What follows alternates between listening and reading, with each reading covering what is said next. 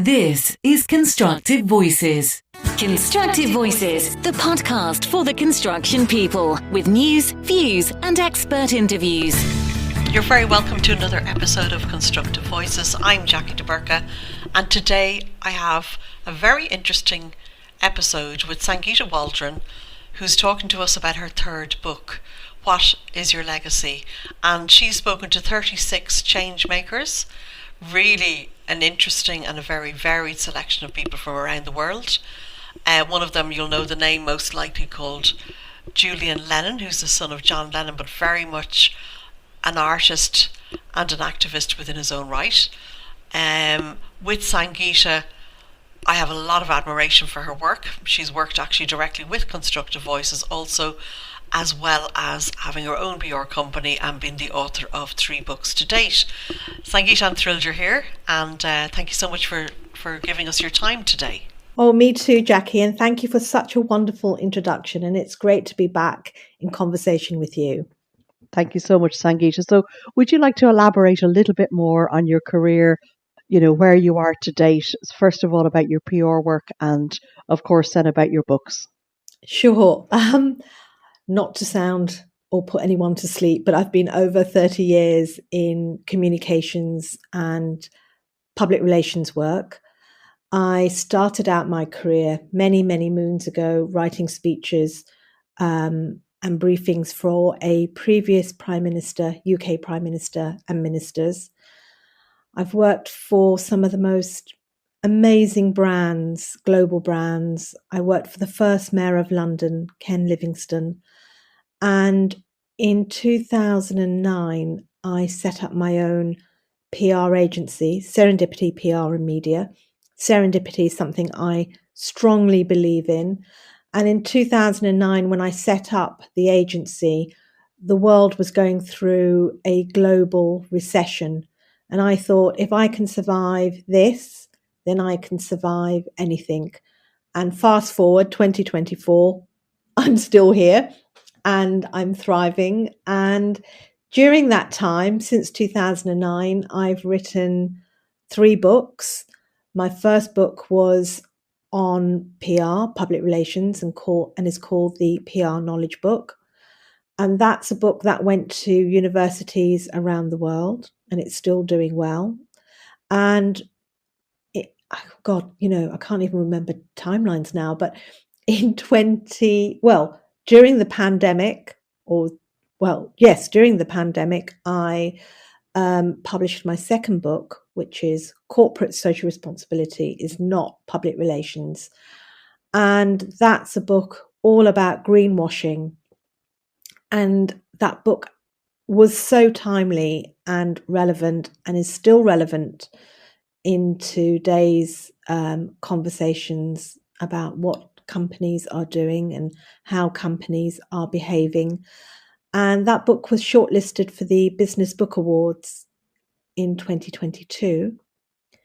And now in 2025, I will be publishing my third book on the 30th of January. And that book is a continuation of the conversation I had in my second book. And this one is looking at the climate crisis. And the book is called What Will Your Legacy Be? Global Conversations with Changemakers. And I've interviewed 36 thought leaders, business leaders, community leaders from around the world. I have Julian Lennon in the book. I have a NASA scientist, a researcher who's looking into humpback whales. So the book has got different themes, and importantly, there's a takeaway for the reader at the end of every chapter to hopefully create a more of a pro-planet habit and mindset. So that's me in a nutshell, Jackie. So, Sangeeta, I think that was a wonderful introduction, and I really appreciated it. It does give a good global view of your career and the books. And let's just jump straight in now to your new book. And please tell us, what will your legacy be? Conversations with global game changers about the climate crisis. What inspired you to write it in the first place, Sangeeta? That's a really good question, Jackie. And I have to go back to about a year and a half ago. And my publisher, Martin, said to me, Sangeeta, let's go for lunch. And he said to me, I think you're ready to write your third book. And I said, you know what, Martin, I think I am right. I think I am ready because I've been thinking about some ideas. And I really have been thinking about the climate crisis and what's going on and how can we all make a difference. And that's where the idea originated. And I wanted to write a book where we could all take something away from it. So it's not just talking about the climate crisis, but what can we all do, however simple, however small, that we can make a difference, because I do believe we can all make a difference. And I'll just say one more thing. People always say, what can I do? And what can one person do? What difference can someone like me make? And I always say this, that, you know, one act can create a ripple, and those ripples come together, and together we can create a tsunami, and that tsunami can be a positive impact and be pro-planet. So that was the actual thinking of the book. I think personally, it's amazing that it came out of that conversation, but obviously your publisher knows you very well and was ready to, that timing was perfect. And this had already been something that was developing, in your heart and your soul and your mind and so on. The whole concept of legacy, Sangeeta, is central to the book, obviously. What is your personal take on legacy? What does it mean to you? How do you explain the concept for yourself? Oh, that's a really good question, Jackie. And I just want to say something. You said something just as you introduced this question, and you're absolutely right. It was all about the feeling, this soulful connection I had, this thinking. And I do believe every one of my books has its own energy and its own timing. So I just wanted to say that. And legacy to me is a very big word. And when I was interviewing people in the book, some people felt very overwhelmed with the word itself. But for me, I think it's just leaving the planet a little bit better than what I found it. And not just leaving it better for, the next 5, 10 years, but for the next 100 years, the next 200 years, because that's how we should be thinking. And a good example of this is, when you go to when some people go to Primark, or when some people go to some of these fast fashion outlets and they'll buy a top, and then they'll think, okay, we don't want that top anymore, and they'll put it into landfill. Sometimes, invariably, those tops can take 100 years to break down because they are cheap and they're made with plastic fibers. And so you think that will be your legacy in the next 100 years. I don't want my legacy to be that. I want it to be something more meaningful. I want it to make a difference to somebody in the future, with the air they're breathing, and I hope that they'll still be able to tap into nature that we have now. So yes, it's something deep for me. Yes, I think that's very clear from your work to date, and obviously the new book that we're discussing today. How did you feel it was received with the participants that you interviewed? Was it a bit too much for some of them initially? Was it something that was overpowering to them, or were some of them okay with it? The whole concept of legacy. Yeah, it's really interesting because I ask everyone the same question, which is, what do you want your legacy to be? I ask them that at the end of every conversation. And some people, some voices were, oh, I don't know, that's a really big question. And just felt quite overwhelmed by it. Some people weren't, because they felt they already were on their way to making a legacy and they wanted to continue their work. But what was interesting is nearly with everyone, even those who said, "Oh, it's such a big question," or those who said, "We want to continue. This is how we see it." Everyone was very unassuming, or felt very small in their contribution, which I found there was a lot of humility in their answers, and I found that very, I don't know, strangely very empowering. That there was no ego in this. It was really about just doing better and doing it well. What a wonderful answer. So, in a sense, it comes to me that, of course, people who feel, oh, well, I'm not Julian Lennon, or, I'm not going to name all the other people, but I'm not somebody like that. So, what chance do I have if people like that feel it's such a big word?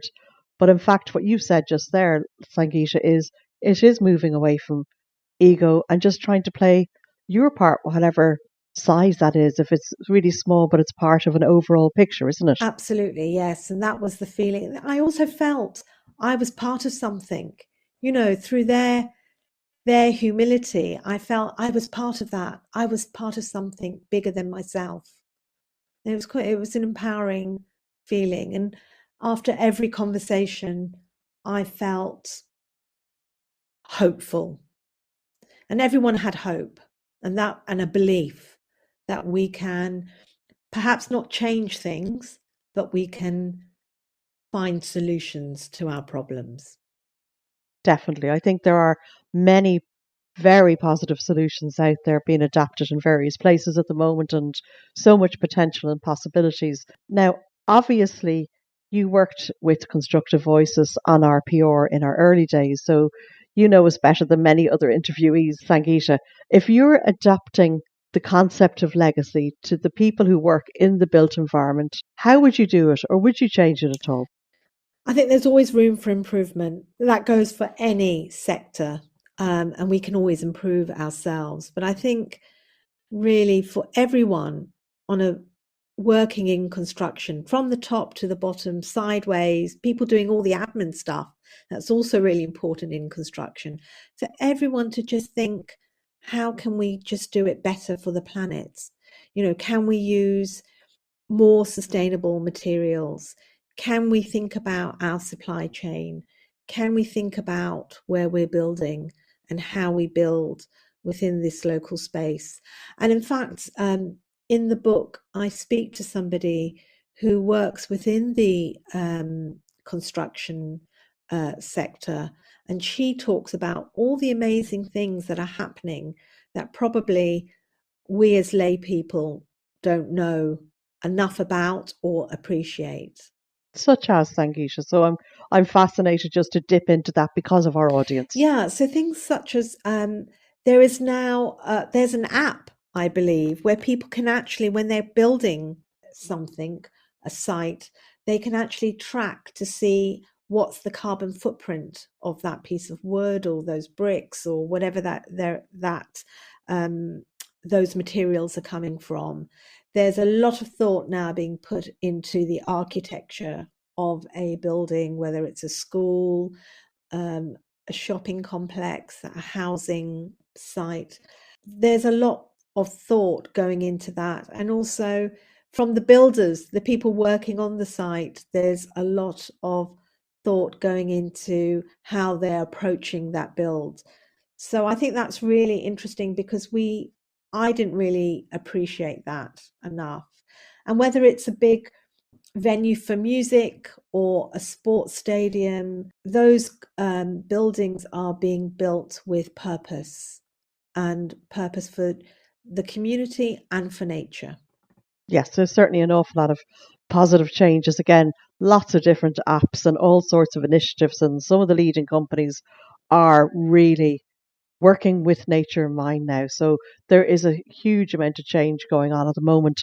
I don't know if you remember or not from one of the panels that you sat on for Constructive Voices in the relatively early days, a gentleman called Neil Maxwell.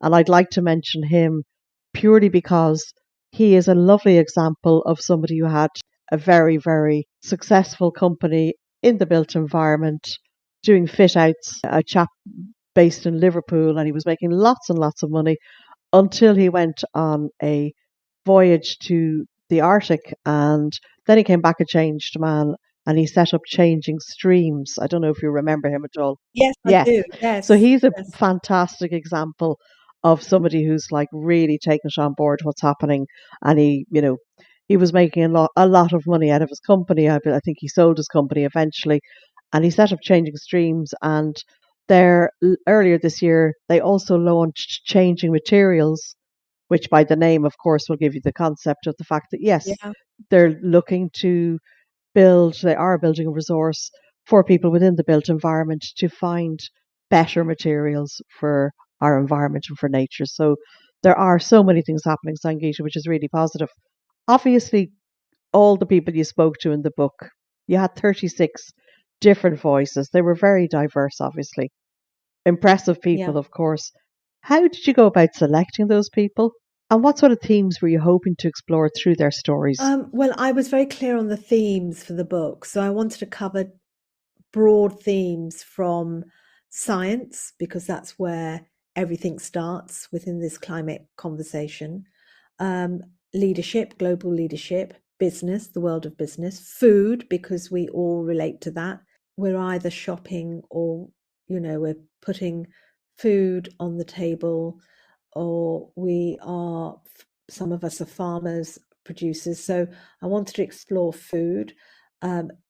Media plays a big role, and communities, of course, and then music and art, because that's also part of the storytelling within the climate conversation. So I have these themes, and I also have a special chapter on India, because it's now the largest population in the world, and it, as a region, knows better than anyone about the challenges of the climate crisis. And so I had these themes, and I also wanted to ensure that the book was filled with diversity and had inclusion. So diversity and inclusion of voice. So I wanted to make sure that I had as many female voices in the book, and people from different communities and backgrounds. And when I couldn't find a woman, then I would make sure it was somebody from a community or ethnic community to give that diversity of voice.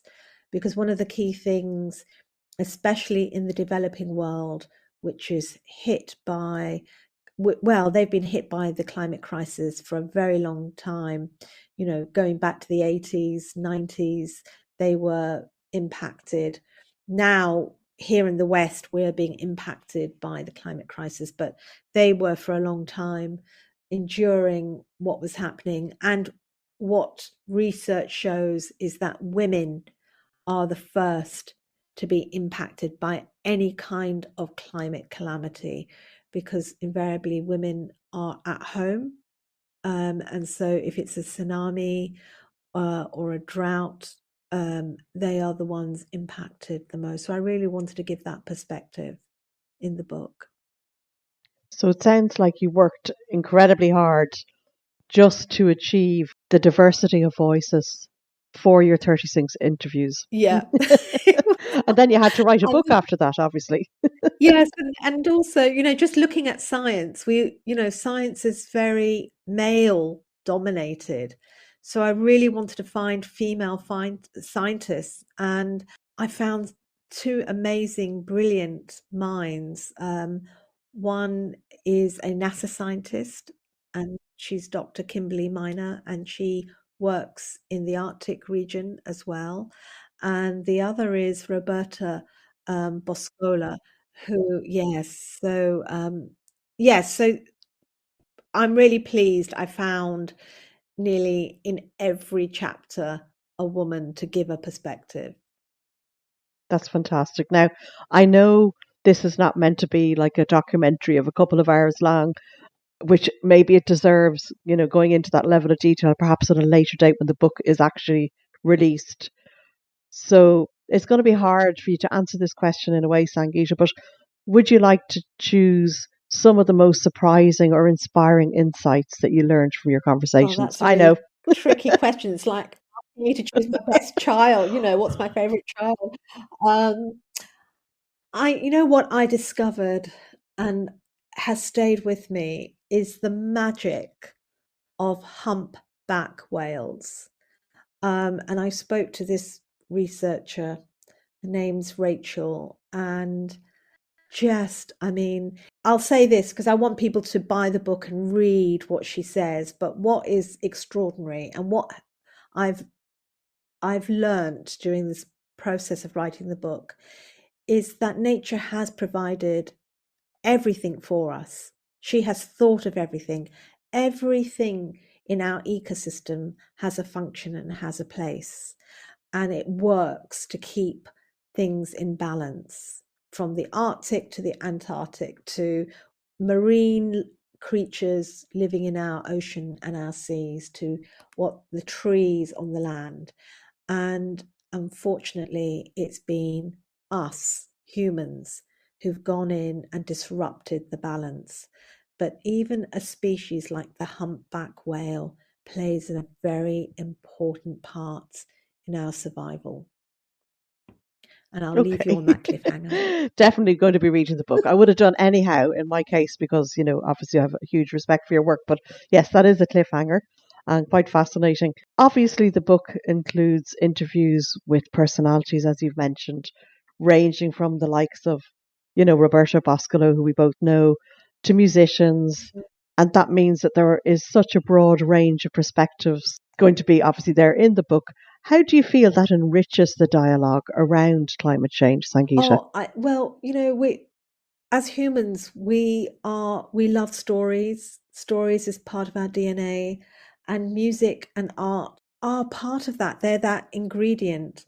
And I speak to an art activist in the book, and she does these incredible drawings and paintings that really connects you to what's happening in the seas and in the ocean. And I'll just say this very quickly. I also speak to a songwriter. He's called Stevie Kalinich, and he's 80 Wow. years young. And Stevie used to write for the Beach Boys, songwrite for the Beach Boys. And he talks about one of his songs called Little Bird. And again, it just shows you how music connects us with nature and the spirit of nature. And now the UN is also got lots of initiatives using musicians and artists to help us feel more connected to our surroundings. That's amazing. So I guess that probably leads us on very nicely to, I know you can't pick favorite children out of 36, but let's talk about the art and the music and what, that's so relatable to so many people, even if they're not artistically or musically inclined.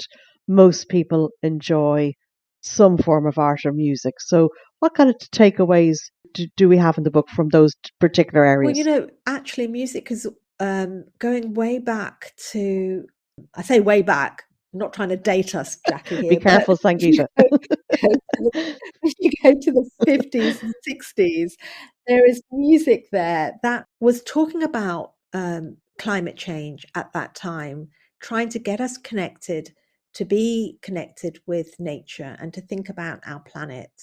So there's lots of popular songs, popular music, and I actually have a list of some of those songs in the book. And even if you don't love art and you don't like going to galleries, but I'm sure you'll be reading something or you'll see a photo of something, and those photos create feelings within us. And imagine if you couldn't go out and hear the rustle of tree leaves anymore, or the sounds of waves, which is also music, it's nature's music, and you couldn't go out to your local park and kick a ball around or just walk in the park because it didn't exist anymore, what would we be painting in the future? What would our art be? What would we portray on those canvases? And if we didn't have music anymore, what would we be listening to on Spotify or the radio? It would just be silent. So I think there's a lot of connection with music, art, what we're watching, what we're reading, with nature. Nature inspires us. And that's also one of the key things I learn from these artists and these writers and songwriters is how much nature inspires them.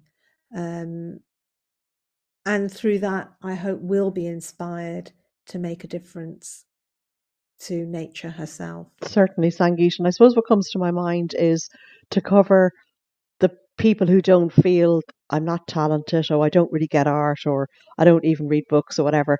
But most people will look at, and we're not going to mention another big brand here, but people will look at least movies and series on their television and adore and follow whatever ones that they're really into.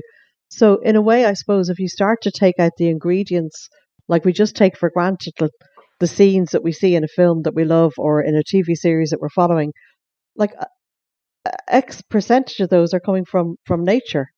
And if nature doesn't exist any longer, the film that we love couldn't have been made in the first place. 100%.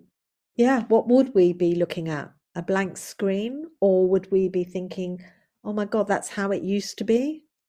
And this is now what it is? Yeah, so we want to save those green spaces. We want to,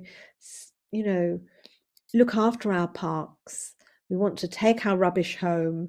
We want to make sure we're not filling our ocean and our seas with plastic. So otherwise it'll be a very different kind of painting. But we're actually seeing some of that being now written into our music and drawn into our art, how these things are changing the landscape. Yes, which is also really important. I guess without having read the book so far, Sangeeta, one of the things that comes to mind is your gift of communication, the way you put the book together, obviously. You're very much inspiring your readers to become climate change aware. You're not trying to drill, down to lecture. It's done through storytelling, through storytelling with 36 different voices and yourself bringing it all together and communicating it. What kind of practical steps do you feel individuals who read your book could adopt afterwards to contribute towards Well, sustainability? there's so many simple, easy things for us to do. I mean, there are things that you don't even have to like do, you know? It's just one of the most important things we can do, which is what we're doing now between us, you and I, is talking about it, talking about the climate crisis and talking about it with others, talk about it with your colleagues at work. Talk about it with your classmates, your friends, because that raises awareness, and with awareness comes change.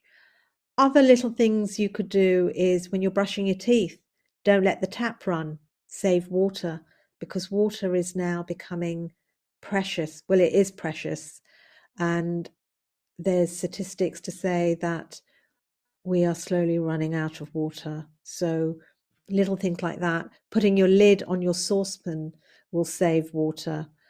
What else can I tell you? Even just going for a walk in the park connects you to nature and helps you feel inspired to make a difference. Taking your rubbish home, don't leave it in the park. Think about not using a plastic bottle, but take your own refillable water bottle. All these little things add up and make a difference. They definitely do. Now, Sangeeta, going back to your 36 subjects or interviewees in the book, do you feel that your readers will be surprised and inspired or shocked? What kind of emotions are you hoping to find from the readers in the future of your new book?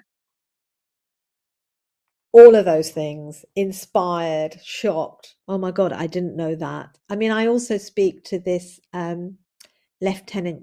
retired lieutenant general, to talk about how leadership is part of the climate conversation and how military tactics are being altered because of climate change. I mean, there's so much in the book. There's also about food.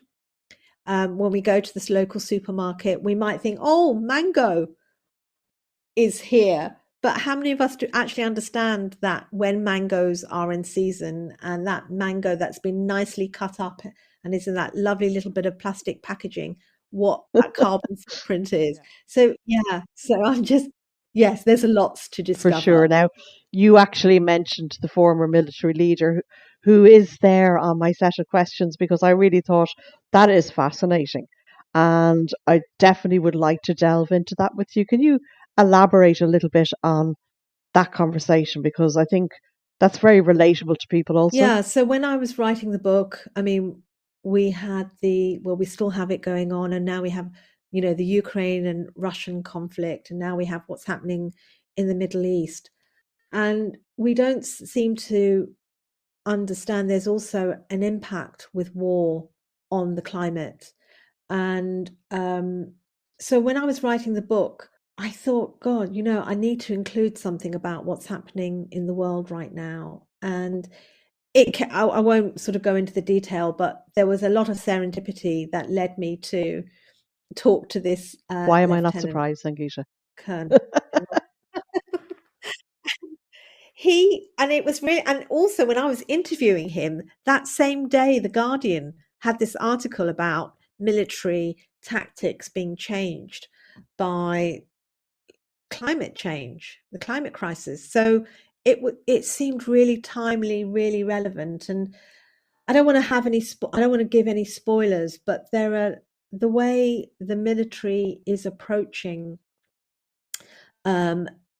themselves to be a solution to the climate crisis is surprising, because what we don't appreciate is tanks use fuel. All these arms have a carbon footprint. So the military is also thinking of different tactics to reduce their own carbon footprint, which I thought was mind-blowing, because we don't really, just being on the outside, we don't really appreciate that.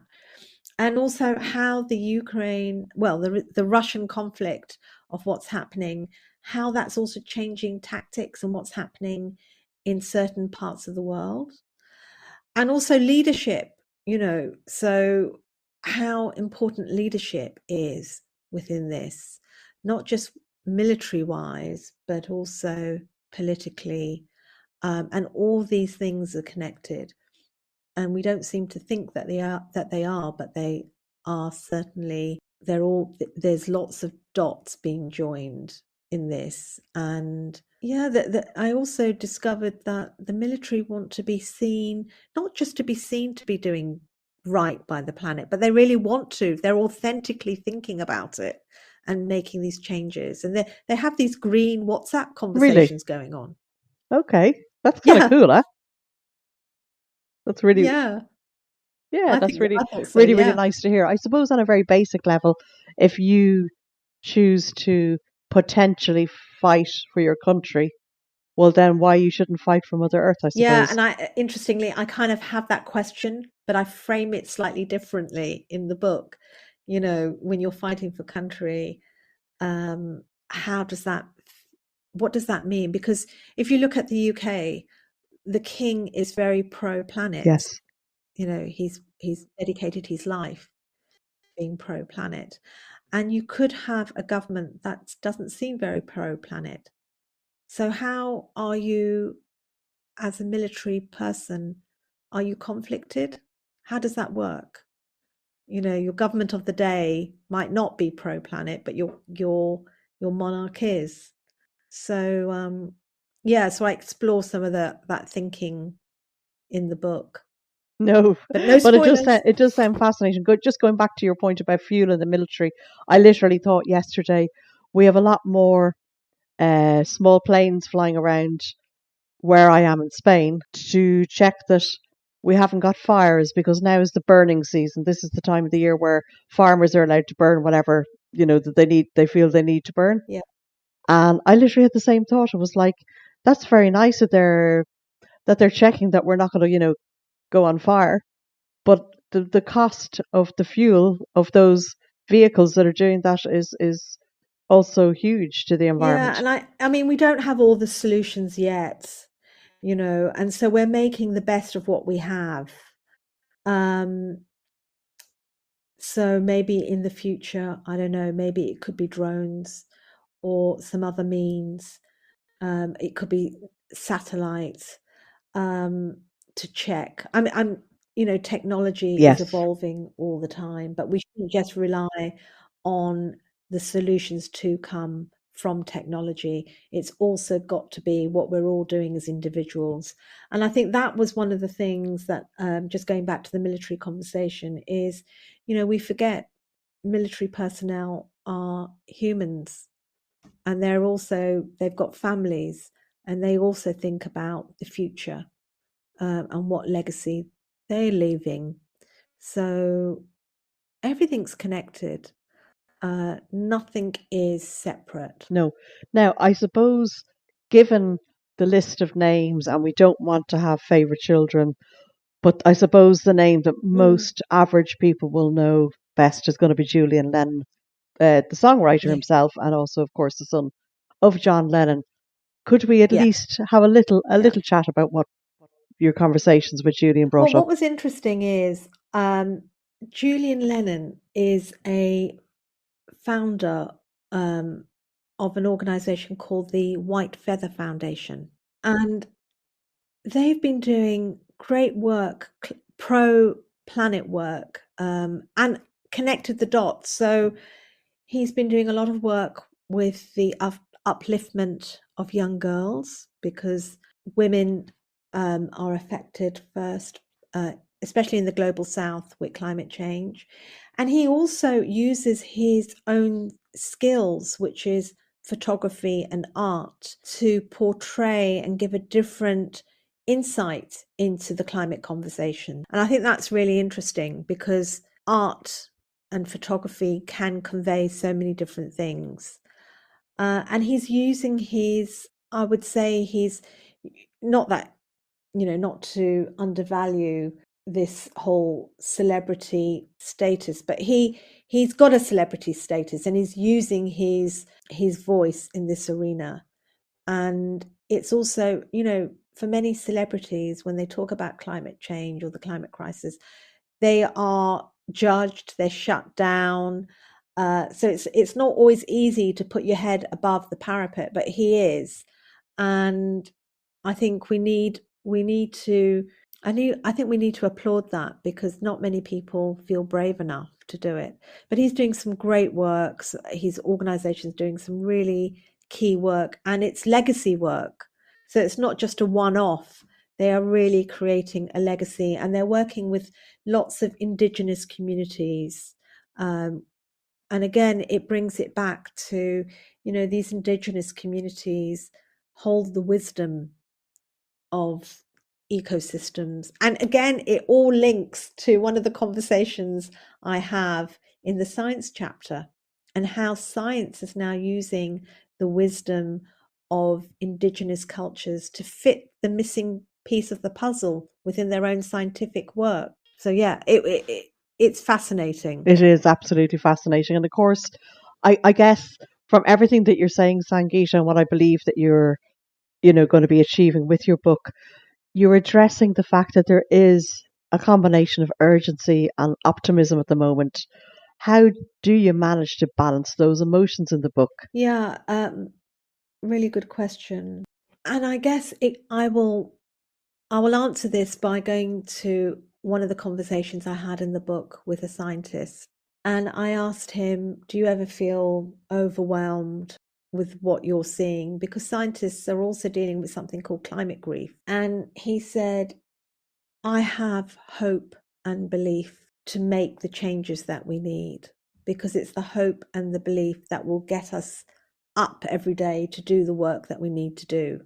And there is still a lot of potential out there to make the changes that we need. And that's echoed throughout the book and throughout every conversation that I have, that there are parts of the world that actually have all the solutions, like places like Africa, that we've not really invested in, and what the solutions they could be providing. So yes, I mean that I really have, after every conversation I had with different thought leaders, experts, I always felt, oh my God, there is hope here.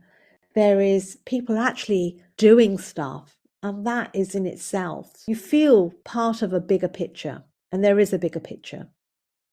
Yes, I was going to ask you about the role of hope, but I mean, you've just answered that absolutely perfectly, because if after all 36 interviews you felt about being part of a bigger picture and playing your role and hope being integral in all of those, I think that's, that's very positive news. Yeah, because just as you just said that, Jackie, and you beautifully summed it up, it made me think you don't have to be a food expert, a food scientist to make a difference. The fact that we all just become conscious of what we're buying makes us part of that solution. That you don't have to be a songwriter to make a change in the world. The fact that we're just listening to that music helps us feel more connected to nature. So all these things play a role, and everything is connected. Everything is absolutely connected. I'm actually going to mention, just because we skimmed over it fairly quickly, the White Feather Foundation is the one that Julian Lennon is involved in, for people who are listening and who would actually like to delve into the knowledge there and, the positive work that they're doing. I imagine, as someone who's written a book and not on this topic, I imagine you had your challenges during the whole process, Sangeeta. What were they and how did you overcome them? That's a really good question, Jackie. I mean, it was finding time with people. Also, when you're writing the conversation, I felt I'm sure all authors and all writers feel this, journalists as well.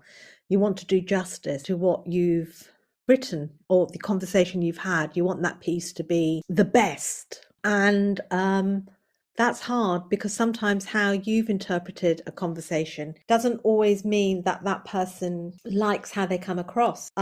So you've got to remove your ego from that process. That was a challenge, oh God, did they not like it? They've made these changes. It's not about me, and it's just, I've done the best. So it's not to feel doubt. Don't doubt. I didn't want to doubt myself in that process, but it's very hard not to. And I have got in the book in every chapter, I've got 4 different conversations in the book. It's a lot of writing. It's a lot of work, and it seemed at times never ending. So it was the challenges of, when people come back and add bits and pieces, not to feel they're correcting your work. That can be a challenge, because, you put your heart and soul into writing. The other challenges is finding time with people. People are busy.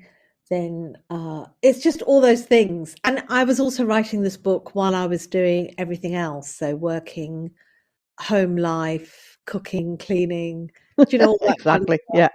And sometimes I'd be on a roll writing, and it would be 6 o'clock. Oops, somebody needs to eat dinner. Exactly. I have to make some dinner. Exactly. Oh Yeah. God, I'm on a roll here. I don't really want to just stop. So it would be, can I get some help here? So it was all that kind of, I think that was the biggest thing is, you're doing it as you're still living and carrying on with life and work. That's it. And I mean, there's no avoiding that. But as you've said a couple of times during our conversation, Sangeeta, everything is interconnected. So I guess that nourishment that you give and at the same time obtain from your own family and from the food that you sit down and have together probably feeds back into your soul again and your heart. And even though I know as a creative what it's like to be broken from a creative flow, it's awful. But in the same way, you probably need to be taken away from it sometimes. We wouldn't do it. There's times that we wouldn't do it because we're on a roll. But there's probably a little bit of nourishment in its own way, even though maybe it's hard at the time, It's true. And, sometimes I would take a break and I'd go back. And I think, I could do better. I want that chapter to sound different. So breaks are good because it gives you time to reflect. Yeah, I totally agree. Now, going back to your earlier work, corporate social responsibility is not public relations. Do you feel it's quite a different book, obviously, but Do you feel you're sort of built on themes from this work or not? Yes, very much so. I learned a lot from that process of that writing of that book, but also the themes are again connected because that book was focused on businesses doing better by the planet, and I kind of explore that in a different way in this current book about the role of business and how climate is impacting business as well with supply chain, the supply chain and resources, materials, but also how the weather is impacting businesses Of around course. the world, where the workforce might not be able to get in because it's too hot, or an area's been flooded.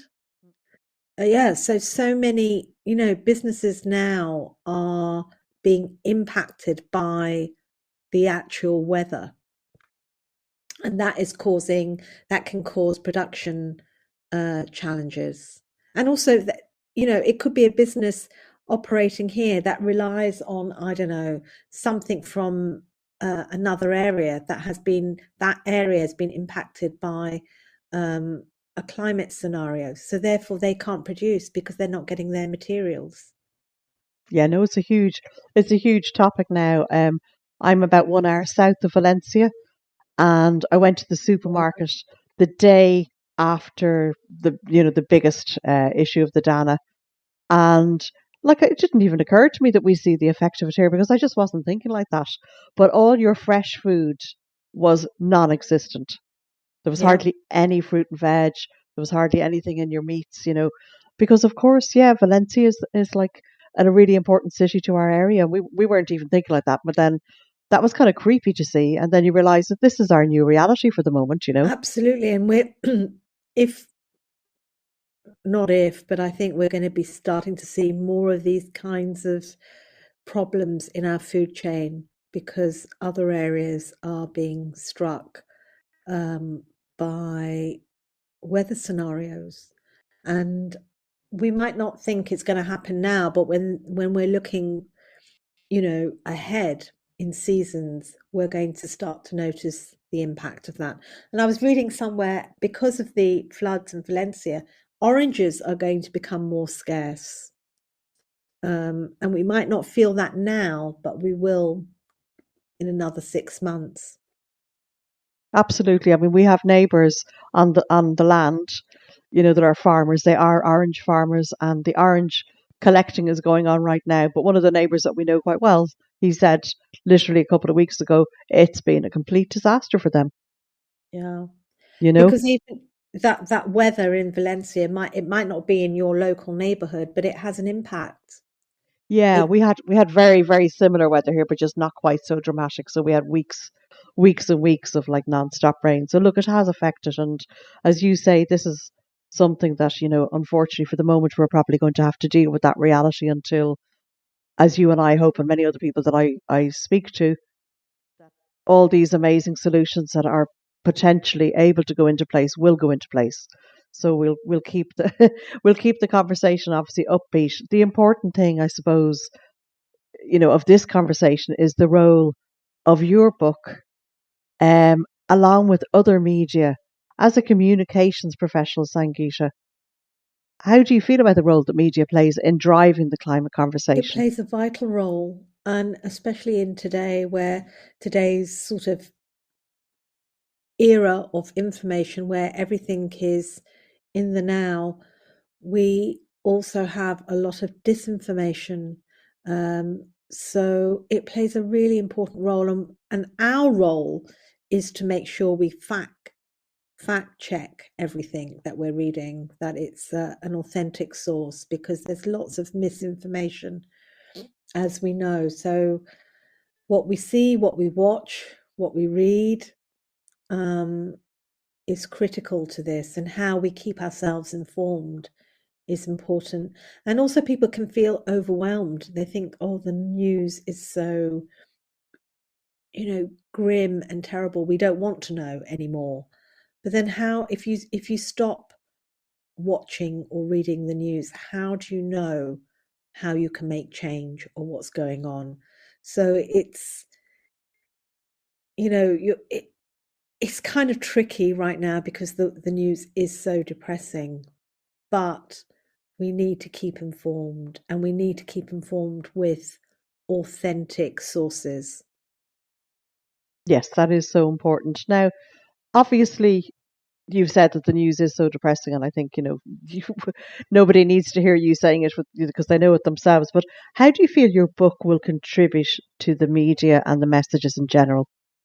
Well, I've got a chapter in the book on media, and I speak to some of the leading voices who work within the media, including an environmental journalist in Brazil and a local journalist here in London, and the role the media plays. But more than anything, the book gives people takeaways, little tips, suggestions that we can all do. So we feel that we are making a difference, that we don't have to, I'm not saying we all become vegan and we no longer go on holiday and we just sit at home. The book is not that. The book is, how do you still live life, do the things you love, but you consider the planet in small ways, because it's the small ways that create change. And one of the things I do believe is when we start to make these small changes, they become incremental. And before we know it, we're doing bigger and better things. And that's where we need to all be at, doing bigger, better, wiser things for the planet. I think the small changes can empower people also, Sangeeta, don't you? Oh, 100%. I mean, and it could just be things such as being informed, knowing the facts, means you're just from that, you're doing a bigger and better thing. Um, Taking your rubbish home instead of just dropping it on the floor is a very purposeful act. Being part of a litter pickup is making a change. All these things, not buying so much plastic, reducing your plastic, thinking about how you can reduce your plastic makes a difference. All these things add up. Reducing your food waste, makes you more in tune with the planet, knowing what's in season. Eating, people now have forgotten what it means to eat in season, what vegetables and fruit are grown in every season so you can eat, because we've been so spoilt. We have strawberries throughout the year. Strawberries are not throughout the year. So it's knowing what's in season. And then when you eat in season, you actually, and again, in the book, I explore a little bit about this, but you actually boost your own immune system. You're healthier when we're eating in season. We're in tune with the planet. Yes, and there would also be that is so valuable itself. And then, as some people who are into food or foodies, if you like, would also know is if it's possible that that's locally sourced as well as being in season, because the energy of that food is going to be more in tune with the area that you're in. Correct. Yeah, 100%, Jackie. So it's a fascinating topic alone, really. Anyhow, your book, obviously, your aim is to leave readers inspired to act. If there was one message, Sangeeta, that you hope resonates with every reader after finishing it, what would that be? Be the change. Yeah, Perfect. yeah. Perfect. Okay. So, when will the book be available and where will it be available to buy? Well, people can pre-order the book now. Oh, brilliant. Yeah, so you can go online and pre-order the book wherever you might be in the world. The book officially comes out on the 30th of January, and then it'll be available, widely available in bookstores, physical bookshops, and again online. But yeah, it's available now for pre-order, and I hope people pre-order it and read it. And I'll be really fascinated to know what people think. So in 2025, it'll be great to, get that feedback when you know more about it, when you've had people give you the feedback. If you were to give one piece of advice to listeners at the end of this conversation, leaving them with your own thoughts about creating a positive legacy for the planet, what would that be, Sangeeta? Just start with yourself. Forget about what other people are doing or not doing. Just start with yourself and think about one thing you would like to do that's easy for you. And it just comes back to that thought, be the change. Fantastic. And so straightforward. Sangeeta, I'm wishing you so much success with the book. I'm sure it's going to come, and success being, the more people, the merrier, who are going to read it and engage with all the fascinating perspectives that are obviously there and learn from it and be the change, as you say yourself. Thanks so much, Jackie, for having me and for being interested in the book. That really means a lot. And thank you. Just thank you. Filled with gratitude. Thank you. Sangeeta, it's been absolutely wonderful. This is Constructive Voices.